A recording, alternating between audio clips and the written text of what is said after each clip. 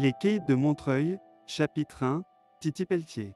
Montreuil, 100 000 habitants, 30 ans durant la ville de l'Est parisien va voir émerger de très gros voyous, 3 générations qui vont se succéder les unes après les autres, représentées tour à tour par Titi Pelletier né en 1943, Claude Genova en 1951, et enfin les 3 frères Ornec nés respectivement en 53, 57 et 66.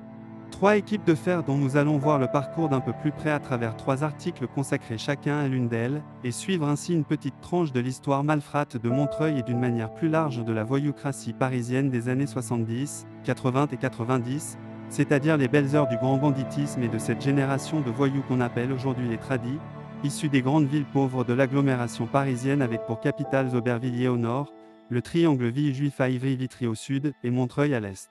Le quartier qui a la faveur des équipes montreuilloises dont il sera question ici, c'est celui de la Boissière, au nord de la ville, en lisière de Rosny, Romainville et Noyers-les-Secs dès 1872, à la sortie de la guerre franco-prussienne, des manouches d'Allemagne sont venus s'y installer, suivis un peu plus tard par des roches originaires de Roumanie, de Pologne ou de Russie qui viennent y fixer leur campement. La zone, semi-rurale, est alors un mélange de baraquements aux allures de bidonvilles, de pavillons ouvriers et de maisons paysannes.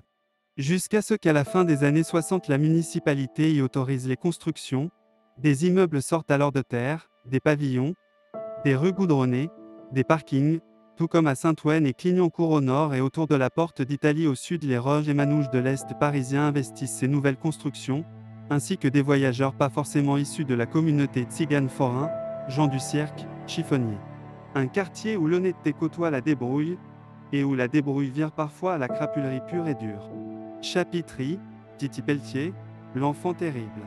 Ni gitan ni même montreuillois, le premier beau mec du coin s'appelle Guy Pelletier dit Titi, venu de la banlieue nord, un original. Titi Pelletier Ril a été marginal même chez les voyous.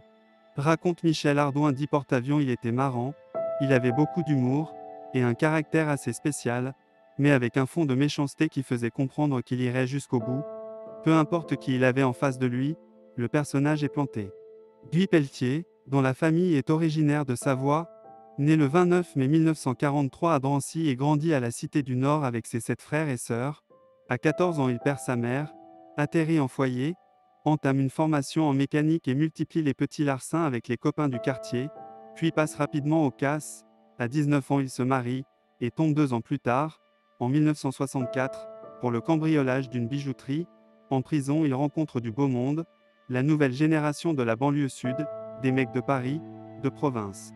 Les Nénès Benassé, Richard Leroy, Jean-Claude Petite-Patte Vella, Jean-Pierre Le Kabyle, les frères Leclerc et autres Daniel Abramovitch alias le Russe ou le Polonais, qui feront trembler Paris dans les années 70.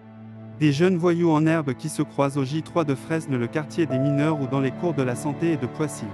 À sa sortie début 70, il s'équipe avec les amis d'enfance et commence à faire sa loi. Avec les frères Polo et Coco Dieupart, il protège certains établissements des Auvergnats, 3 très gros tenanciers de maisons closes de Paris, par quelques mois au trou en 71 pour une affaire de saucissonnage, s'équipe avec le gang des Siciliens emmenés par ses 2 amis de Villejuif, Jean-Claude Vella et Marcel Gauthier, dans leur guerre contre les frères Zemmour entre 73 et 76, se met très bien avec les gitans de Montreuil, fréquente la faune d'Aubervilliers, les proxos de Paris, repart au trou en 79.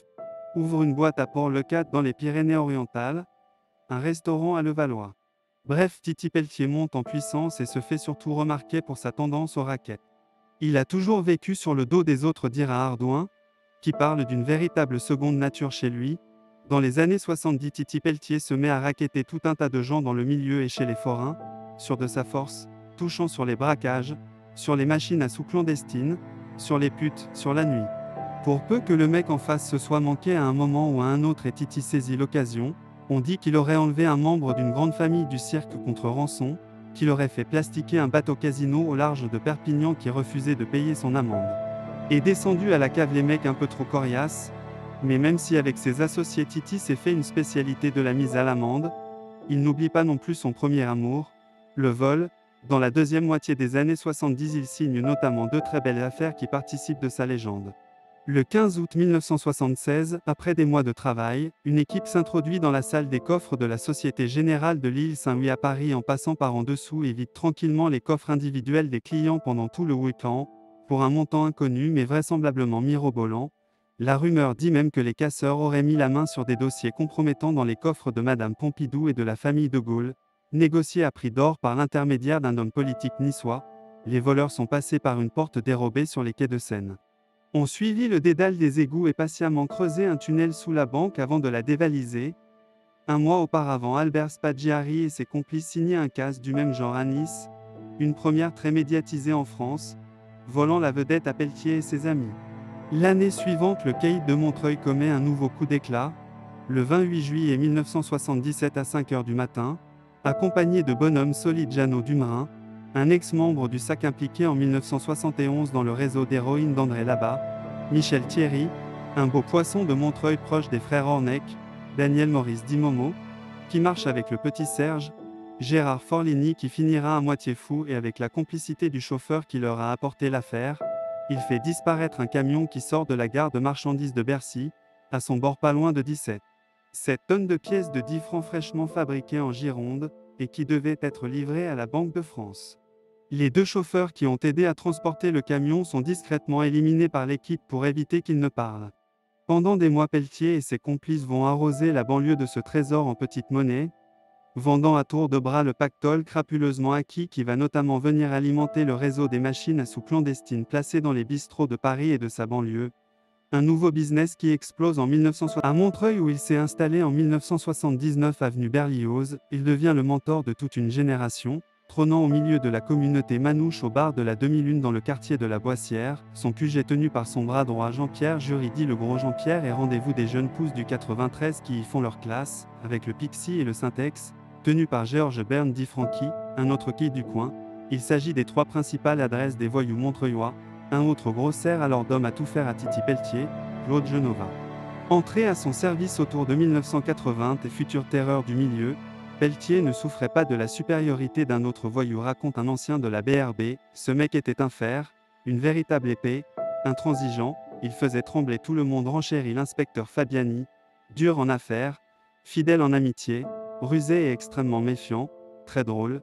Le caïd de Montreuil n'en reste pas moins un grand gamin selon un de ses anciens amis de banlieue, un original aux tenues extravagantes, un jour en chapeau melon, costume et parapluie, le lendemain avec blouson de baseball sur le dos et casquette sur la tête. Le surlendemain en manteau de western à spaghetti. Qui aime à s'afficher avec les stars qu'il rencontre dans ses virées nocturnes. Il sympathise notamment avec Johnny Hallyday qui lui a offert l'aigle en or qu'il porte en pendentif, et assure avec ses hommes la sécurité des concerts du chanteur au Zénith début 1985, partageant le contrat avec une bande de biqueurs devenus entre-temps ses amis. Quelque temps plus tard, recherché dans plusieurs dossiers, Titi Pelletier se met en cavale en Espagne. Loin des affaires, il est rapidement à sec. Il remonte donc à Paris au printemps 1986 pour voler large d'un autre comme il en a toujours eu l'habitude. Cette fois, la cible s'appelle Daniel Bozzi, dont l'un des associés s'est manqué avec Titi en Espagne, l'occasion de lui faire payer cet affront rubis sur l'ongle.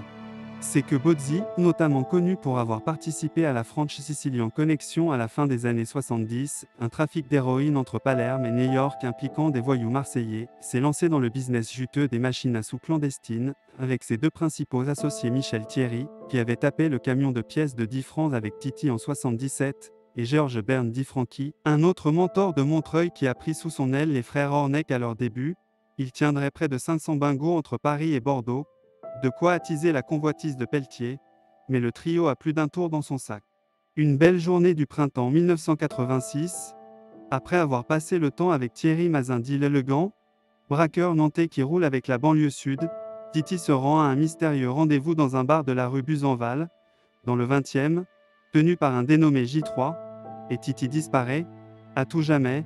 On racontera par la suite une histoire des plus sordides. Au bar de la rue Buzenval, J3 aurait proposé une partie de flipper à Titi qui, à peine installé devant la machine, se prend 2 coups de batte dans les reins et se fait menotter par Bozzi. Bern et Thierry qui l'émènent en belle et le découpent en morceaux dans une planque en banlieue.